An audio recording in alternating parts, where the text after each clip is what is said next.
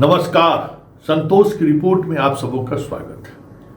और आज हम संतोष की रिपोर्ट में बात बिहार बीजेपी की उस सियासत की करने जा रहे हैं जिस सियासत को देखकर राजनीति के एक से एक धुरंधर जानकार पंडित भी हैरान है कि आखिर बिहार को लेकर बीजेपी की समझदारी क्या है, या फिर बिहार को लेकर बीजेपी चाहती क्या है। क्योंकि जिस तरीके से हाल के दिनों में नीतीश कुमार को डिस्क्रेडिट करने में बीजेपी लगी हुई है, इससे बीजेपी को क्या हासिल होने वाला है, बड़ा सवाल है। और आज हम इन्हीं सवालों के सहारे यह समझने की कोशिश करते हैं कि ये जो नीतीश को डिस्क्रेडिट करने को लेकर जो चीजें चल रही हैं, क्या बीजेपी के अंदर के उस सियासत का एक हिस्सा तो नहीं है जो बिहार को कम्युनल पॉलिटिक्स की तरफ ले जाना चाहते हैं, या फिर बिहार बीजेपी के अंदर सम्राट चौधरी और विजय सिन्हा के बीच जो आपाधापी चल रहा है कहीं उसका नतीजा तो नहीं है।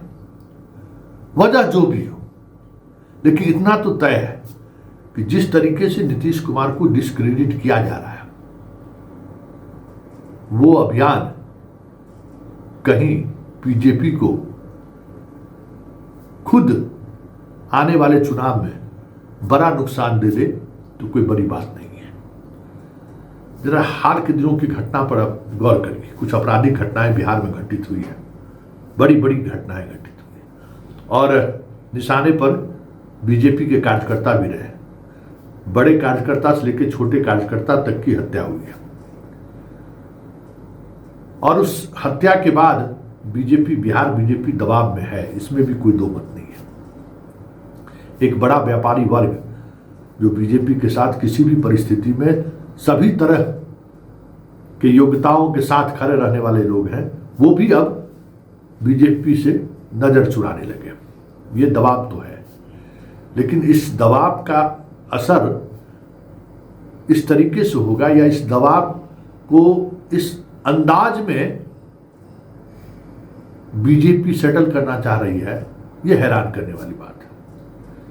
जरा मीडिया के टोन में देखिए कैसे बदलाव हुआ है। गुंडा राज वर्सेस जंगल राज।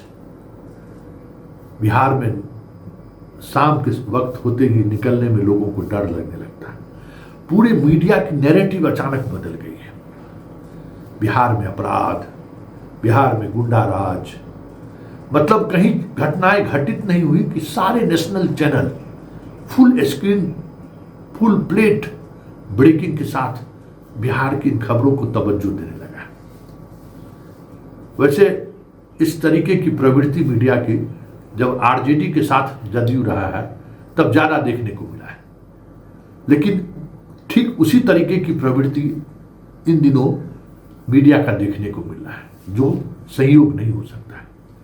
ये किसी न किसी बड़े प्रयोग का हिस्सा है, तभी मीडिया इस तरीके से खबरों को दिखा रही है। सांसद क्या कहते हैं, लोजपा सीधे तौर पर और प्रत्यक्ष तौर पर हमला कर ही रही है और उस हमले पर बीजेपी के नेता चुप्पी साधे हुए हैं। अब बीजेपी के नेता की चुप्पी की बात देखिए। एलजेपी के मतलब रामविलास एलजेपी के सांसद की कुत्ते की चोरी हो गई तो पूरा पुलिस महकमा उसको खोज निकाला। वो भी नसीहत दे रहा है कि हम सरकार में इसका क्या मतलब है कि हम सवाल नहीं करेंगे। मतलब खगड़िया का सांसद भी नसीहत दे रहा है, सवाल तुम करेंगे, बिहार को हम कैसे छोड़ देंगे। विजय सिन्हा भी कह रहे हैं कि बिहार की पुलिस दारू और बालू में ज्यादा लगा हुआ है। और बाकी चीजें तो देख ही रहे हैं कि किस तरीके से इस पूरे मुहिम को एक अलग दिशा देने की कोशिश हो रही है। ऐसे में सवाल उठना लाजमी है कि नीतीश कुमार को डिस्क्रेडिट करके क्या बीजेपी 2025 साध पाएगी? क्या बीजेपी ये सोच रही है कि नीतीश के डिस्क्रेडिट करने का प्रभाव सिर्फ जदयू ही पर पड़ेगा? क्या बीजेपी को यह समझ में आ रही है कि नीतीश जितना डिस्क्रेडिट होगा बीजेपी का ग्राफ उतना ही बढ़ेगा। ये कई ऐसे सवाल हैं जिन सवालों को लेकर हर कोई हैरान है कि भाई बीजेपी ये कैसे सोच पा रही है, क्योंकि नीतीश के डिस्क्रेडिट होने का मतलब है बीजेपी का भी डिस्क्रेडिट होना। सरकार में वो भी है और सरकार में सामान्य रूप से वो भी भागीदार है। ऐसा कैसे हो सकता है कि वो नीतीश के इनकम्बेंसी का प्रभाव बीजेपी नहीं उठाएगी? लेकिन एक सवाल है, विजय सिन्हा भले ही बिहार पुलिस पर हमला बोलने से नहीं बच रहे हैं, सम्राट चौधरी कह रहे हैं कह रहे ये सब चीज़ें तो रोकना बड़ा मुश्किल है। तो बीजेपी के अंदर भी दो तरीके का ओपिनियन आ रहा है। और इस बीच सबसे ज़्यादा जो आक्रामक रहने वाले जो बीजेपी के नेता हुआ करते थे, जो प्रदेश अध्यक्ष के दौर में भी नीतीश को नसीहत देने से नहीं चुकते थे, संजय जायसवाल, गजब तरीके की खामोशी साध रखी। इसलिए इस नीतीश को डिस्क्रेडिट करने की सियासत को आप इस नज़रिए से भी देख सकते हैं कि बीजेपी के अंदर बिहार बीजेपी के अंदर खास करके जो खेमेबाजी है, जिस तरीके से बीजेपी कई खेमों में बटी हुई है, कहीं न कहीं उसका असर भी तो नहीं है। क्योंकि सम्राट चौधरी जिस लाइन पे आगे बढ़ रहे हैं वो पूरी तौर पर नीतीश शरणम गच्छामी वाला लाइन है। और सरकार भी और केंद्र की बीजेपी भी तवज्जो सम्राट को दे रहे हैं। और जदयू भी यह कहने में कभी गुरेज नहीं करता है कि नंबर 2 सम्राट चौधरी है, चाहे वो विजय चौधरी के जुबान से निकले चाहे अशोक चौधरी के जुबान से निकले। तो कहीं इसका असर भी तो नहीं है कि विजय सिन्हा एंड कंपनी की जो टीम है इस बहाने नीतीश को डिस्क्रेडिट करने पर लगा हुआ।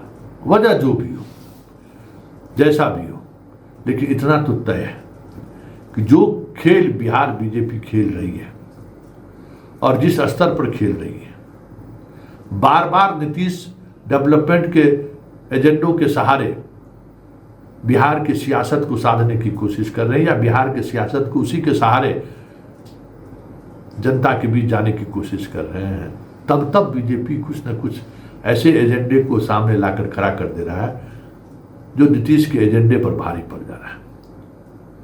और वहीं मीडिया जिस तरीके से बीजेपी के साथ खड़ी हो, बीजेपी के एजेंडों के साथ खड़ा है, ये भी दिखा रहा है कि ऑल इज वेल तो नहीं है। और अगर ऑल इज वेल नहीं है तो फिर नीतीश को डिस्क्रेडिट करके बीजेपी चुनाव मैदान में जाएगी तो क्या नीतीश के चाहने वाले या नीतीश के वोटर बीजेपी को वोट कर दे